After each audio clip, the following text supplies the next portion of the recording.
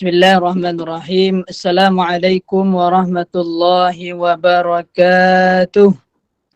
Waalaikumsalam warahmatullahi Waalaikumsalam warahmatullahi wabarakatuh. InsyaAllah. wabarakatuh. Masih puasa kan?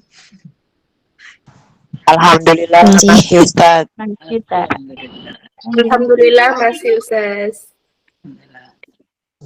Alhamdulillah masih Ustaz. Alhamdulillahi Rabbil Alamin.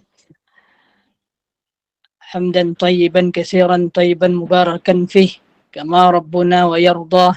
Ashhadu an la ilaha illallah wa ashhadu anna Muhammadan abduhu wa rasuluh.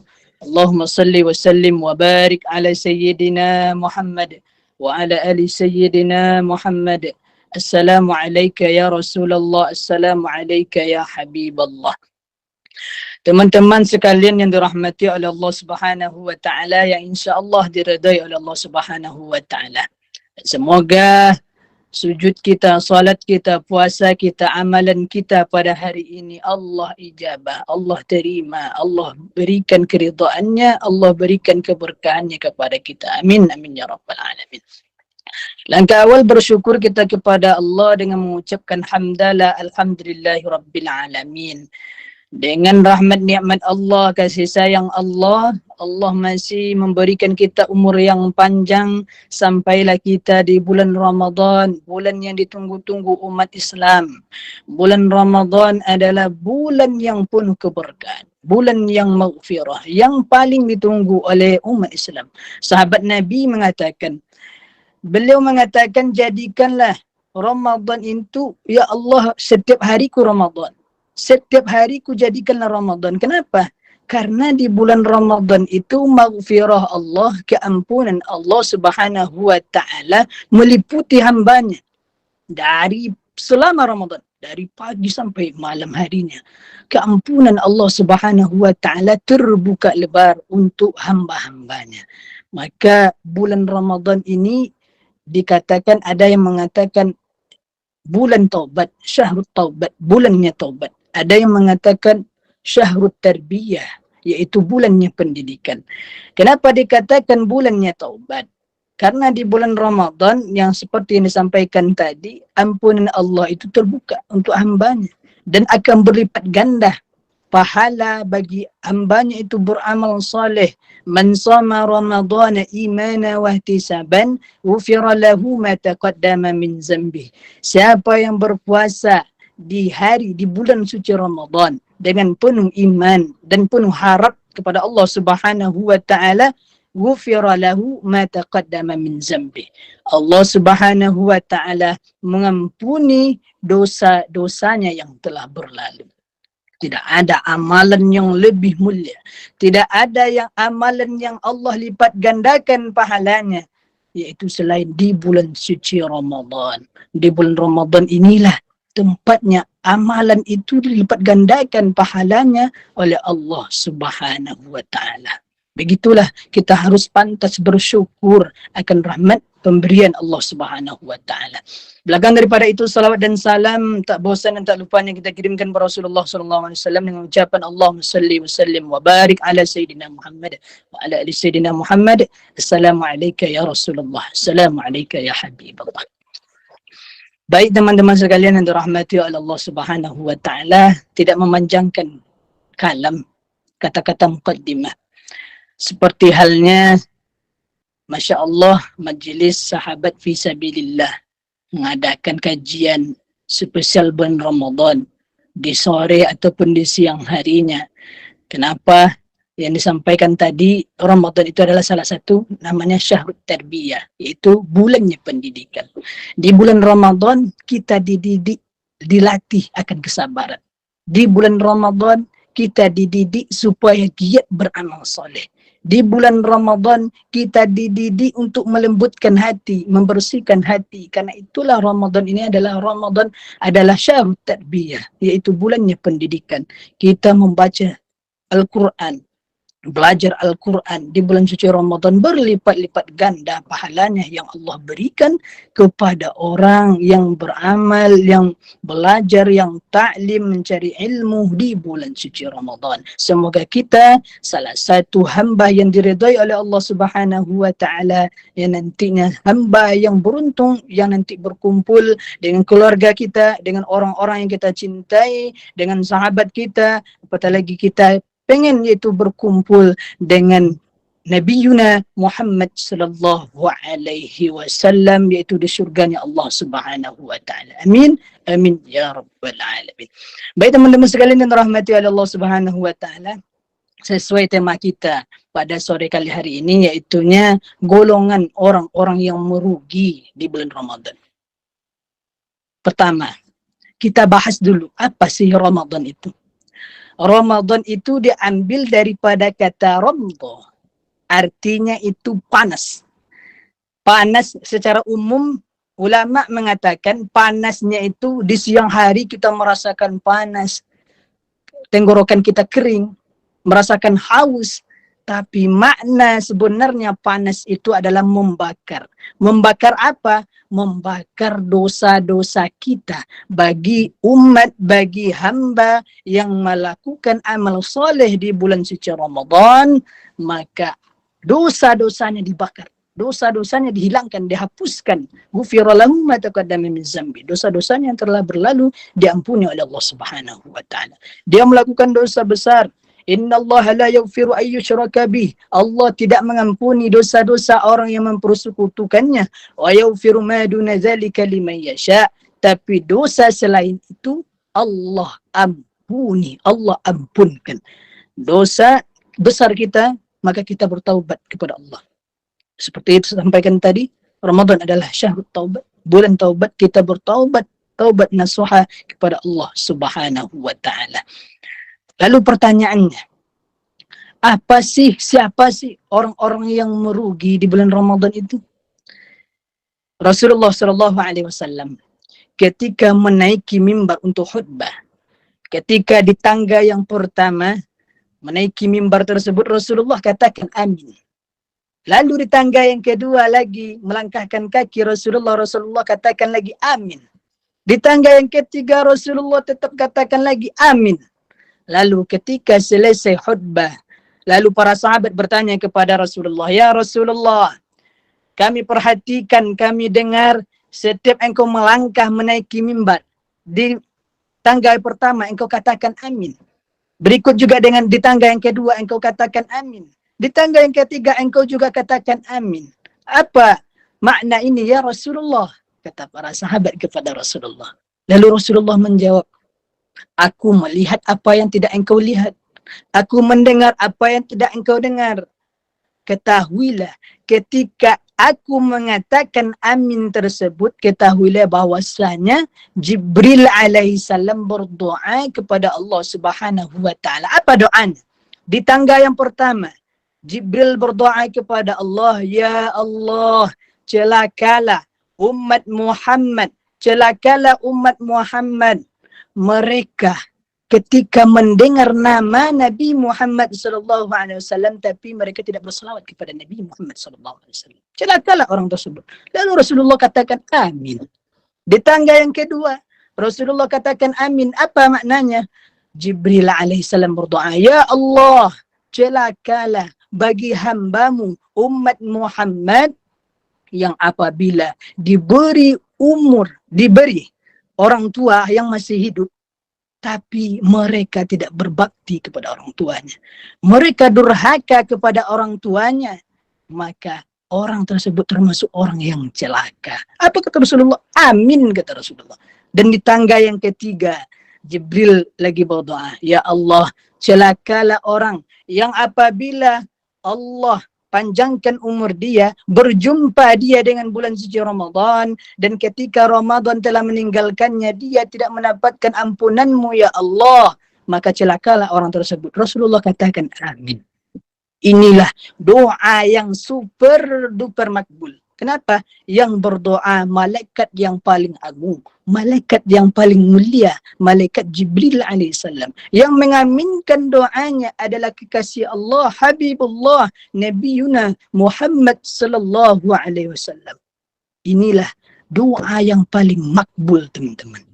Apakah kita termasuk orang yang merugi atau bahkan dikatakan orang yang celaka? Mudah-mudahan kita bukan tergolong orang tersebut. Makanya di bulan Ramadan ini, bulan yang penuh keampunan Allah Subhanahu wa taala ini, jadikanlah hari-hari kita penuh manfaat.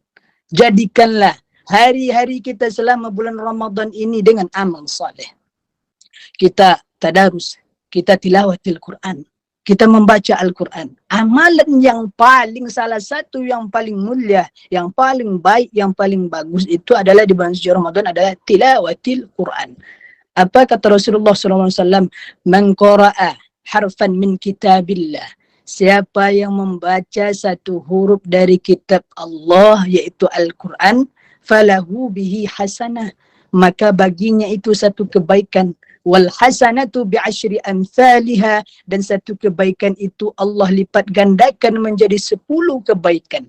La aqulu alif lam mim harfun. Tak aku katakan, kata Rasulullah, alif lam mim itu satu huruf, walakin alifun harfun, wa lamun harfun, wa mimun harfun. Akan tetapi alif satu huruf, lam satu huruf, mim satu huruf. Dari alif lam mim saja kita mendapatkan 30 kebaikan. Bismillahirrahmanirrahim. Ada 19 huruf, kita mendapatkan 190 kebaikan. Apatah lagi kita dalam sehari kita bisa membaca satu juz minimal teman-teman sekalian. Selama Ramadan ini kita khatam satu kali saja. Satu kali saja kita khatam Al-Quran selama bulan Ramadan ini. Yang pengen 5 kali khatam luar biasa, karena di bulan suci Ramadan ini adalah Syahrul Quran, bulannya Al-Quran, diturunkannya Al-Quran di bulan suci Ramadan, teman-teman. Makanya di bulannya Al-Quran ini kita perbanyak tilawatil Quran.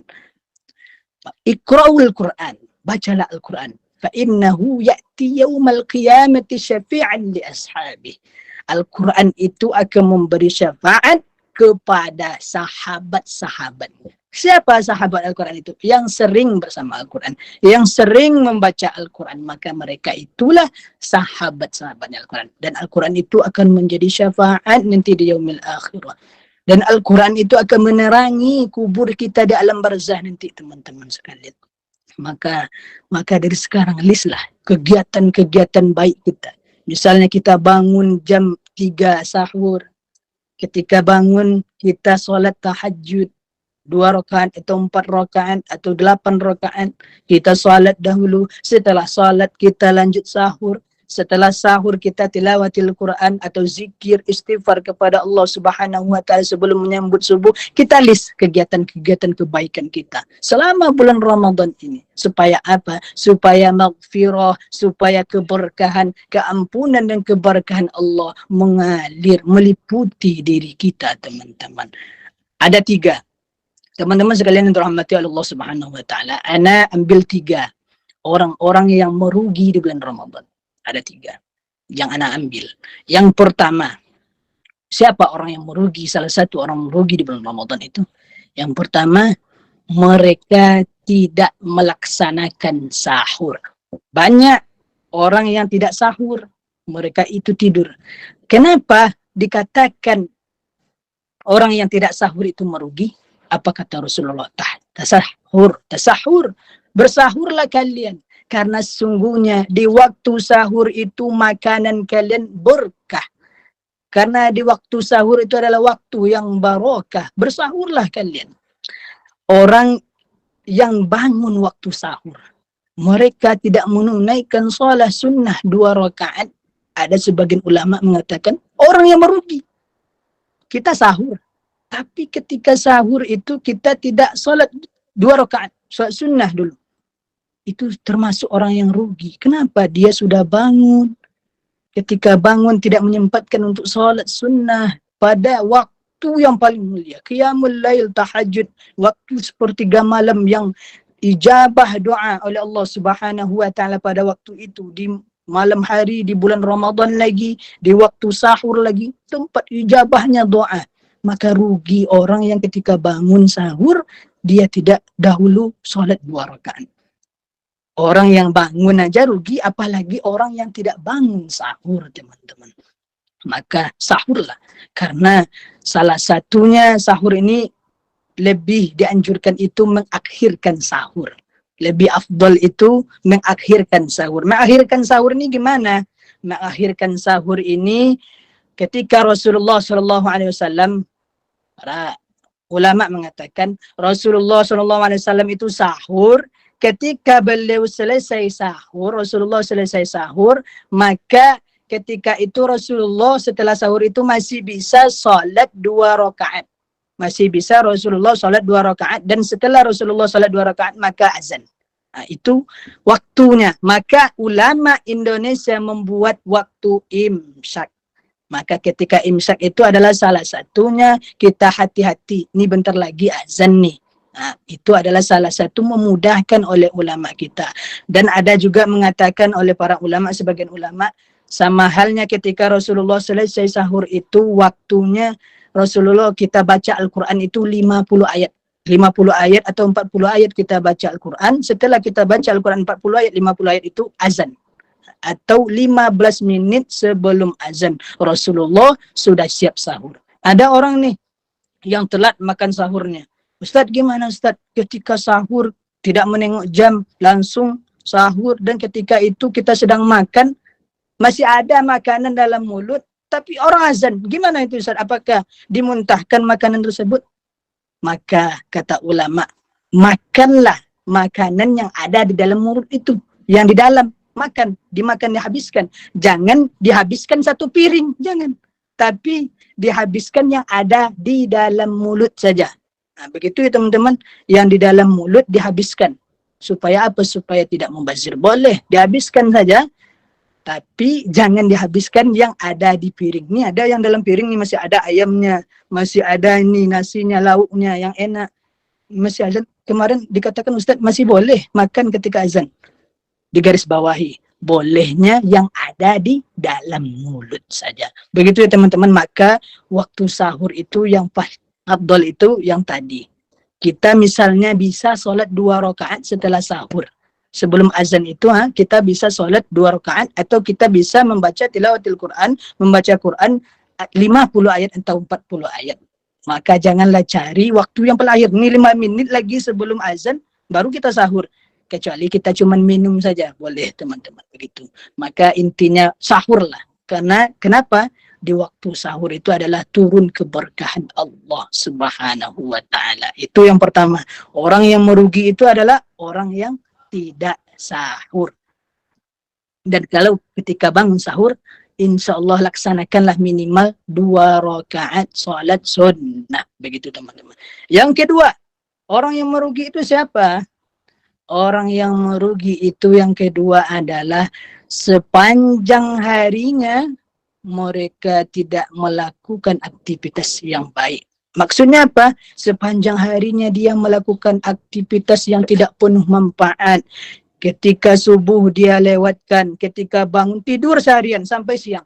Ketika bangun siang pergi nongkrong, main game, main motor, lain sebagainya. Scroll IG, scroll TikTok, lain sebagainya. Lihat yang tidak bagus, meribah orang.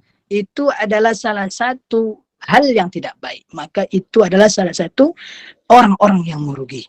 Maka supaya kita terhindar dari orang-orang merugi ini, maka aktivitas kita selama bulan Ramadan ini, maka lakukanlah. Setelah subuh, kita bersih-bersih, misalnya kita tilawatil Quran, nanti di jam 8, jam 7 kita sholat sunnah duha. Kita sholat sunnah duha. Dan setelah itu kita baca tilawatil Quran lagi. Minimal teman-teman, tips untuk baca Al-Quran ini 1 juz sehari. Setelah sholat subuh kita baca 2 lembar. Setelah sholat zuhur 2 lembar. Setelah sholat asar 2 lembar. Setelah sholat maghrib 2 lembar. Setelah sholat isya 2 lembar. Maka keseluruhannya kita sudah membaca, yaitunya 10 lembar teman-teman sehari, maka 10 lembar itu sama dengan 20 halaman. 20 halaman itu adalah 1 juz. Sehari kita sudah membaca 1 juz. Itu minimal teman-teman. Belum lagi kita membaca Al-Quran ketika waktu senggang kita, ketika setelah salat duha, ketika kita selesai salat witir, salat tarawih, salat tahajud dan lain sebagainya. Maka perbanyaklah di hari Ramadan ini, sepanjang hari Ramadan kita ini, lakukanlah aktivitas-aktivitas yang baik, aktivitas yang menyangkut ibadah. Ibadah itu apa? Aktivitas yang kita lakukan yang Allah ridho, Allah sayang, cinta dengan aktivitas yang kita lakukan itu. Maka itu yang kedua, orang yang merugi itu sepanjang harinya dia tidak melakukan hal yang bermanfaat, atau dia melakukan sepanjang harinya itu rebahan atau melakukan aktivitas-aktivitas yang tidak baik. Begitu teman-teman. Yang pertama tadi, orang yang tidak sahur atau dia sahur tapi dia tidak melaksanakan sholat sunnah terlebih dahulu. Yang kedua adalah orang yang sepanjang harinya dia tidak melakukan aktivitas yang baik. Sepanjang Ramadan itu dia tidak melakukan aktivitas yang baik, atau di siang harinya tidur, udah asar nanti bangun, udah mau maghrib baru bangun, mandi baru bangun, siap-siap lagi berbuka puasa. Itu salah satu orang-orang yang merugi. Bahkan tidak ada dapat apa-apa teman-teman. Hanya dapat dia itu menahan lapar dan haus saja. Tujuan puasa dia tidak dapat. Apa tujuan puasa itu? Tujuan puasa itu kita adalah mencari ridha Allah. Kalau kita niatnya puasa itu mencari ridha Allah, maka kita akan sungguh-sungguh bergiat dalam beramal soleh. Itu yang kedua. Yang ketiga, siapa orang yang merugi itu? Yang ketiga adalah orang yang ketika waktu berbuka, dia tidak memanfaatkan waktu berbuka itu berdoa kepada Allah Subhanahu wa Ta'ala.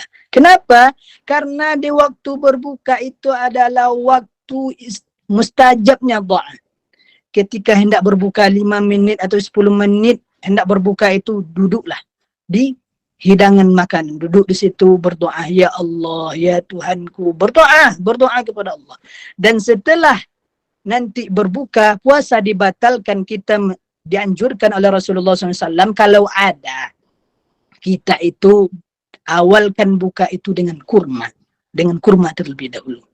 Kalau ada. Kalau tidak ada, bukalah dengan air minum. Setelah kita berbuka dengan minum air, maka kita berdoa kepada Allah.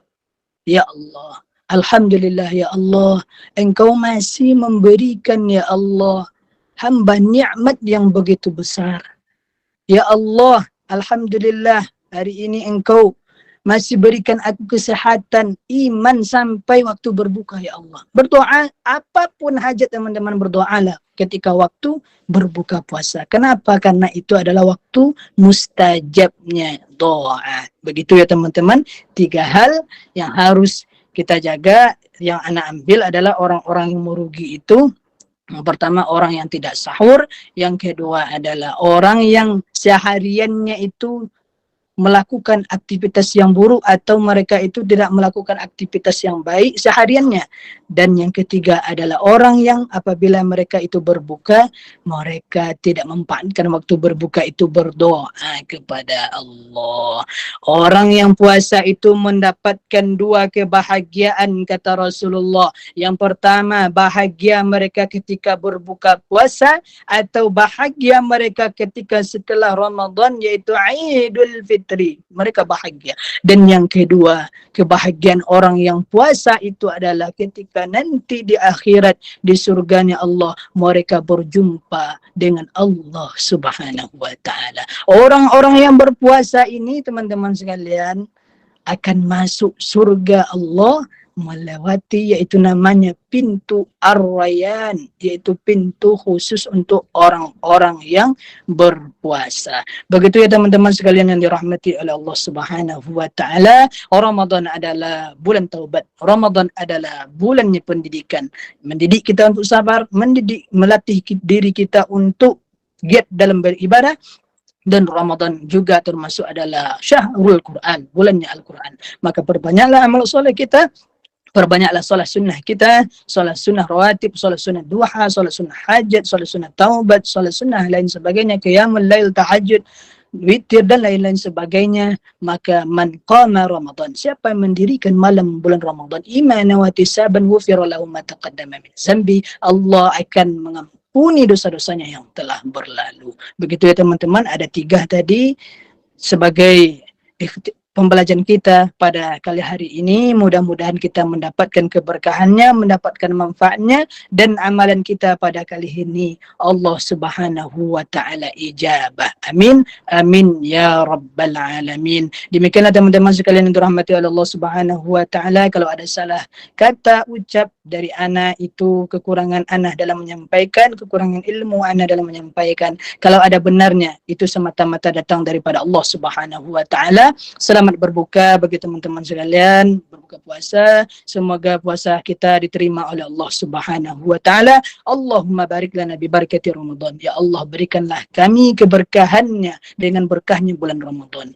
Warhamna bi rahmati Ramadan. Ya Allah, berikanlah kami kasih sayang-Mu dengan adanya kasih sayang bulan suci Ramadan. Waghfir lana bi maghfirati Ramadan. Ya Allah, ampunilah kami ya Allah dengan keampunannya bulan suci Ramadan. Waj'alna lil muttaqina bisiyami Ramadan. Ya Allah, jadikanlah kami orang yang bertakwa dengan puasa yang kami lakukan di bulan suci Ramadan. Amin. Amin ya rabbal alamin. Alhamdulillah rabbil alamin. Kita tutup dengan pembacaan hamdalah. Alhamdulillah rabbil alamin dan doa kafaratul majlis. Subhanakallahumma wa bihamdika asyhadu an la ilaha illa anta astaghfiruka wa atubu ilaik. Assalamualaikum warahmatullahi wabarakatuh.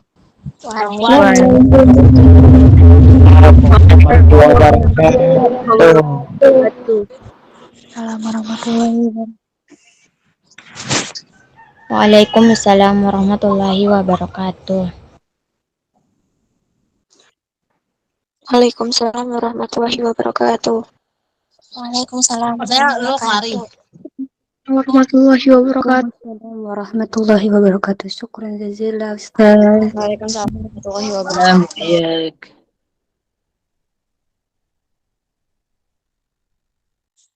Naam, naam.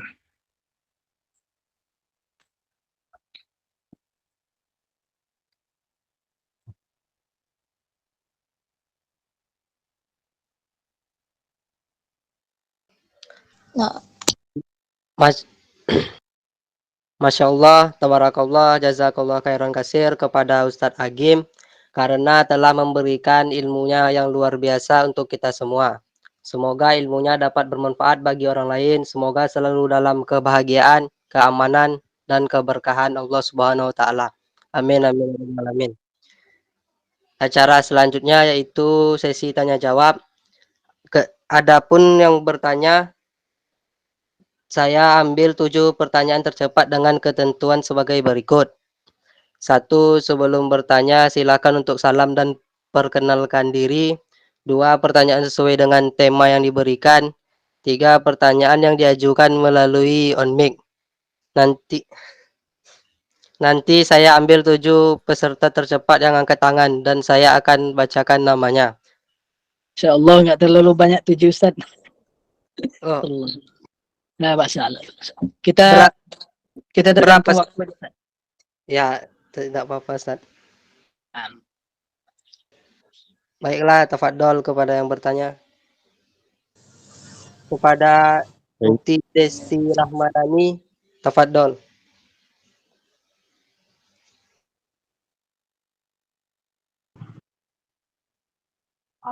Assalamualaikum warahmatullahi wabarakatuh. Perkenalkan nama saya Ramadhani dari Sumatera Barat. Ustaz, saya ingin bertanya, apakah kita makan dan minum wudhunya batal? Dan satu lagi, kalau kita kan sakit, terus ketiduran sampai salat asar, terus zuhurnya kita jamak, apakah diperbolehkan? Ulangi pertanyaan yang kedua, kurang jelas. Kan kita lagi sakit, terus kita Musafir. ketiduran. Sakit atau musafir? Sakit. sakit. Nah, Ketiduran waktu zuhur, terus kita jamaknya waktu asar, apakah boleh? oh jamak takhir berarti. Iya Ustaz. Baik, pertanyaan yang pertama tadi, apakah makan dan minum membatalkan puasa? Tidak. Makan dan minum itu tidaklah termasuk yang membatalkan puasa. Ya teman-teman, ada dari mazhab Hanafi bersendawa. Bersendawa itu termasuk membatalkan puasa. Kalau mazhab Imam Asy-Syafi'i bersendawa tidak termasuk membatalkan puasa. Ada lagi, kalau Imam Hanafi itu kentut tidak membatalkan puasa. Kalau Imam Asy-Syafi'i kentut adalah membatalkan puasa. Begitu teman-teman, tengok teksnya dulu apa-apa saja yang membatalkan puasa. Kalau makan dan minum tidaklah termasuk yang membatalkan puasa. Yang kedua pertanyaannya tadi adalah, gimana Ustaz kalau kita sedang sakit lalu ketiduran?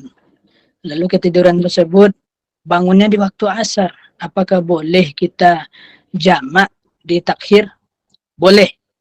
Boleh teman-teman, boleh kita menjamaknya di takhir tanpa qasar. Cuman jamaknya di akhir saja boleh. Kalau kita dalam keadaan darurah, dalam keadaan sakit, atau tadi dalam keadaan perjalanan, kan ada orang tuh sakit, istirahat, lepas-lepasnya bangunnya di waktu asar. Kalau misalnya teman-teman tidur setelah zuhur, itu adalah wajib qadha. Teman-teman itu dulu, sholat dulu terlebih dahulu, baru tidur. Sholat, kalau engkau tidak sanggup sholat berdiri duduk, kalau engkau tidak sanggup sholat duduk, kata Rasulullah berbaring, yang di dalam kitab itu, kalau tidak sanggup berbaring dengan isyarat mata. Nah, kalau tidak sanggup lagi ya kita meninggal dunia gitu. Maka intinya adalah tidak ada toleransi untuk sholat ini teman-teman. Kalau misalnya dia tidur di waktu sebelum zuhur misalnya, dia tidur, bangunnya asar, luar biasa ya tidurnya, begitu. Luar biasa tidur sampai asar bangunnya, misal karena sakit boleh jamaknya di akhir, boleh teman-teman. Sholat asar terlebih dahulu, baru nanti disambung dengan sholat zuhur, tapi tanpa qasar, tanpa diringkas, tidak dua-dua ya teman, tetap 4 rakaat. Begitu ya ukhti, jazakillahu khairan katsira. Terima kasih. Assalamualaikum warahmatullahi wabarakatuh. Waalaikumsalam warahmatullahi wabarakatuh. Masya Allah, tabarakallah kepada Ustadz Agim yang telah menjawab. Semoga yang bertanya dapat memahaminya. Acara selanjutnya pertanyaan kedua kepada Ukti Inayah Naya. Tafadhol. Bismillahirrahmanirrahim. Assalamualaikum warahmatullahi wabarakatuh. Perkenalkan nama saya Inaya. Afwan Ustadz, saya izin bertanya. Ketika kita sedang sakit, tapi kita itu tidak niatnya itu nggak ingin memaksakan untuk berpuasa. Tapi kalau nggak puasa tuh sayang banget gitu. Nah, di sini juga kan agak kesusahan kalau buat beli makanan dan sebagainya. Jadi, apakah puasanya bakalan diterima atau tidak, Ustadz?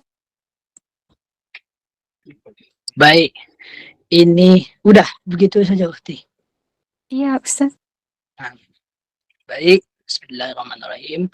Kalau di bulan suci Ramadan, niat puasa itu dari malam, dari sahur, waktu fajar shadiq sampai di waktu malam, itu adalah niat. Mulai misalnya kita di malam tarawih itu orang mulai dari niat, itu Ramadan, mulai niat untuk puasa.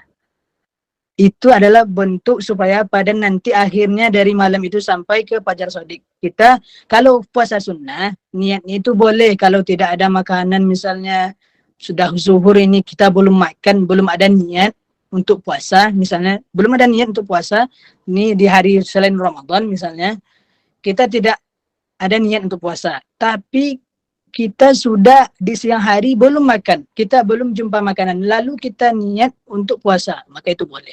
Tapi kalau bulan suci Ramadan, di awalnya saja, misalnya di waktu sahur kita udah niat, kita sakit nih, kita udah niat tidak puasa, maka ya kita tidak tergolong orang-orang yang puasa gitu.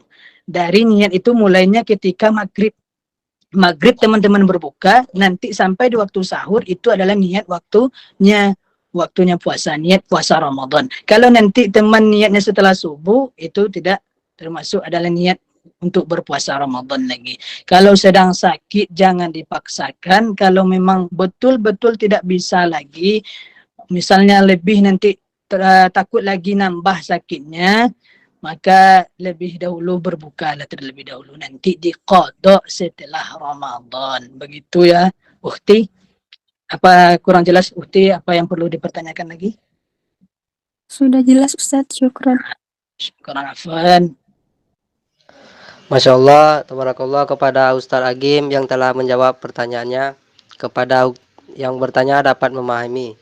Pertanyaan selanjutnya kepada Ukhti Mita Afriani, tafadhol. Bismillahirrahmanirrahim. Assalamualaikum warahmatullahi wabarakatuh. Perkenalkan, nama saya Mita Afriani, berasal dari Sulawesi Tengah. Ustadz, saya mau bertanya, saya punya teman, tapi dia puasa, tapi pacaran juga Ustadz. Apakah puasanya itu sah atau gimana Ustadz? Cuma itu Ustadz, terima kasih. Baik, itulah ada orang yang berpuasa tapi mereka maksiat berjalan. Tidak apa-apa Ustadz, pacarannya cuma lewat chat saja. Inna sam'a, apa yang engkau dengar, wal basar, apa yang engkau lihat, wal fuad, apa yang ada di hati pikiran. Yang kita chat itu apa? Kita melihat, kita chattingan pikiran kita, memikirkannya, hati kita memikirkannya, semua kullu ikakana anhu mas'ula, semua itu akan ditanyakan di hadapan Allah Subhanahu wa taala. La taqrabuz zina, kata Allah Subhanahu wa taala, janganlah engkau menghampiri zina. La tattabi'u khutuwatis syaitan, janganlah engkau menghampiri, mengikuti langkah-langkah syaitan. Salah satu langkah syaitan itu adalah dengan pacaran. Oh, pacarannya syar'i, tidak ada pacaran syar'i, teman-teman. Oh, pacarannya cuma mengingatkan dalam ibadah, Ustaz. Masih banyak itu keluarga antum yang antum ingatkan dalam ibadah. Masih banyak keluarga teman-teman kita yang kita ingatkan dalam beribadah kepada Allah Subhanahu wa taala. Apakah intinya? Ini yang pertanyaannya tadi. Apakah sah orang yang pacaran, orang yang mereka puasa tapi pacaran? Sah, mungkin sah-sah saja. Karena pacaran itu tidak termasuk yang membatalkan puasa, tapi tujuan puasanya dia tidak dapatkan. Dia hanya dapatkan hanya menahan lapar dan haus saja. Itu yang disampaikan yang berdoa Jibril tadi, yang mengaminkan Rasulullah, celaka. Tidak merugi lagi, celaka. Orang yang apabila berjumpa dengan bulan suci Ramadan, orang-orang yang telah mati itu, teman-teman, mereka itu pengen sekali berjumpa di bulan suci Ramadan. Kenapa? Karena di bulan suci Ramadan ini ampunan Allah terbuka lebar, keberkahan, amalan-amalan soleh berlipat ganda. Lalu kita melakukan hal-hal maksiat, hal-hal yang dibencikan oleh Allah, yang dibenci oleh Allah Subhanahu wa taala. Tsumma na'udzubillahi min dzalik. Maka intinya, ingatkanlah teman-teman kita, kuntum khairah ummah, kalian umat terbaik, kata Allah. Umat terbaik itu mereka itu solat tahajud sepanjang malam, dikatakan umat terbaik. Benar, mereka itu umat terbaik. Umat terbaik itu orang yang sering ke kota Makkah Al-Mukarramah untuk haji dan umrah. Benar, tapi ada umat yang paling terbaik lagi. Siapa mereka? Allah puji mereka, kuntum khairah ummah, kalian umat terbaik. Kapan? Bila? Siapa mereka itu? Ta'muruna bil ma'ruf, ketika mereka sanggup mengajak saudaranya dalam kebaikan, wa tanhauna 'anil munkar, cegah mereka dalam kemungkaran, dalam kefasikan. Dan ini adalah salah satu bentuknya fasilitas komunitas sahabat fisabilillah, menyediakan kita untuk sama-sama fastabiqul khairat, berlomba-lomba dalam kebaikan. Maka di bulan suci Ramadan ini adalah intinya carilah partner. carilah teman untuk mengajak kita dalam kebaikan. Maka intinya tadi pacaran itu tidaklah membatalkan puasa, tidak dikatakan membatalkan puasa, tapi tujuan puasa, pahala keberkahan puasa dia tidak dapatkan. Seperti yang dikatakan tadi, doa yang mendoa adalah Jibril, yang mengaminkan Rasulullah itu adalah doa yang paling ijabah, maka nantinya termasuk orang-orang yang celaka. Semoga kita tidak tergolong orang-orang yang seperti itu. Amin, amin ya rabbal alamin. Begitu ya ukhti. Syukran jazakillah khairan katsiran. Makasih Ustadz. Naam, afwan. Syukran kepada Ustadz Agim yang telah menjawab pertanyaannya dan kepada yang bertanya dapat memahami. Baiklah. Afwan Ustaz. Kita ambil lagi 2 pertanyaan Ustaz. Karena ana ada tugas juga Ustaz di jam 5 nanti. Ya Ustaz. Nah. Baiklah kepada Akhi Bang Gali Surendi, tafadhol. Terima kasih. Bismillahirrahmanirrahim. Assalamualaikum warahmatullahi wabarakatuh, Ustaz. Ini waalaikumsalam warahmatullahi wabarakatuh. Kayaknya pendakwah ini dari suaranya. Masya Allah. Jadi begini Ustaz, mengenai bab saum atau puasa tadi, izin bertanya Ustaz, karena ini mungkin sering terjadi bagi anak-anak yang belum tahu atau orang-orang yang belum tahu Ustaz.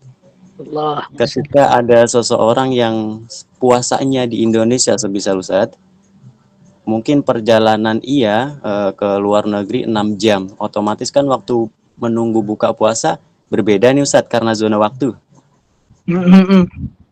Lalu bagaimana Ustaz, apakah dia ketika sudah sampai di luar negeri, ternyata dia udah waktunya maghrib, bolehkah dia buka puasa Ustaz?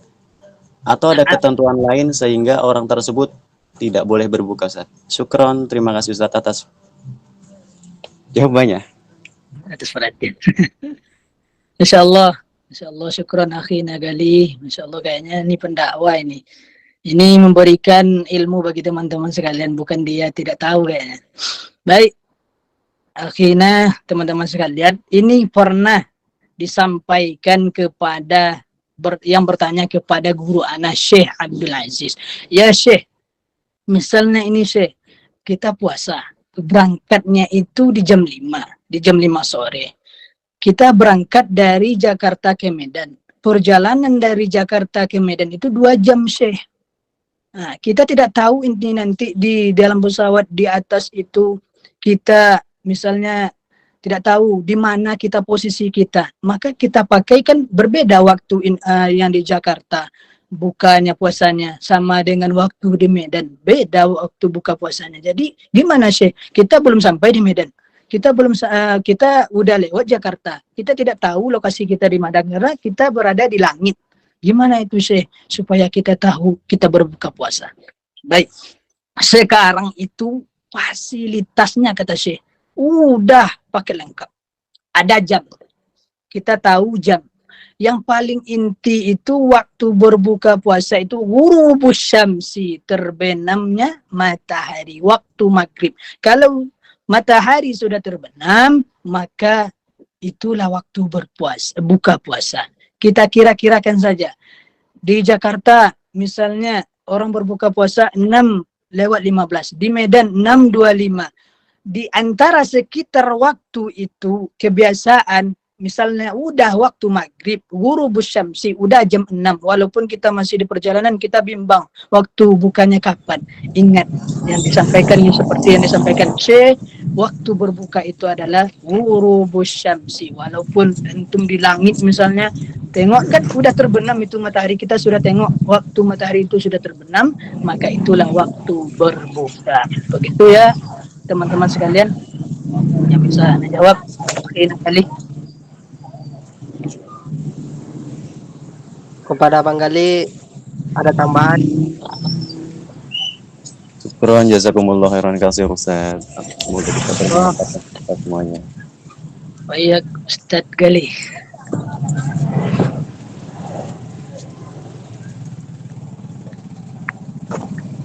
Baiklah, pertanyaan terakhir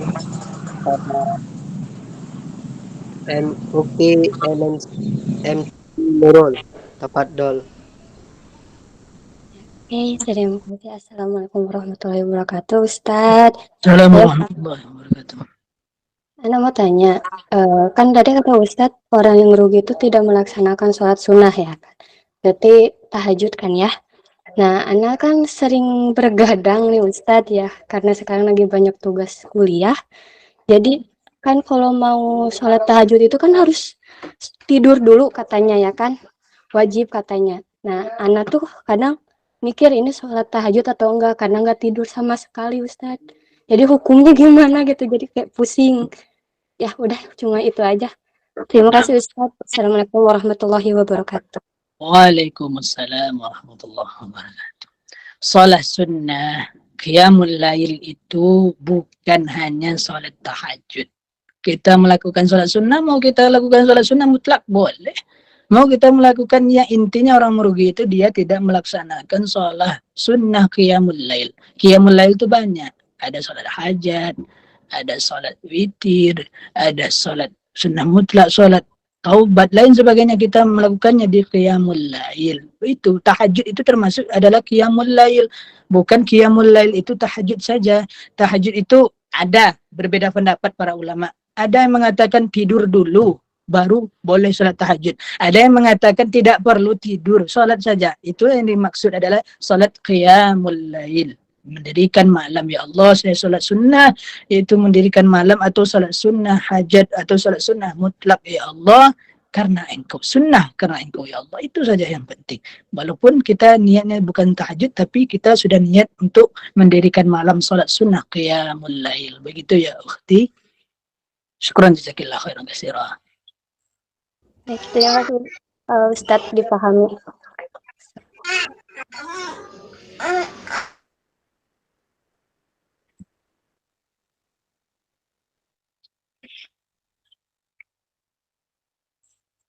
Baik, gimana MC Akhi? Baik.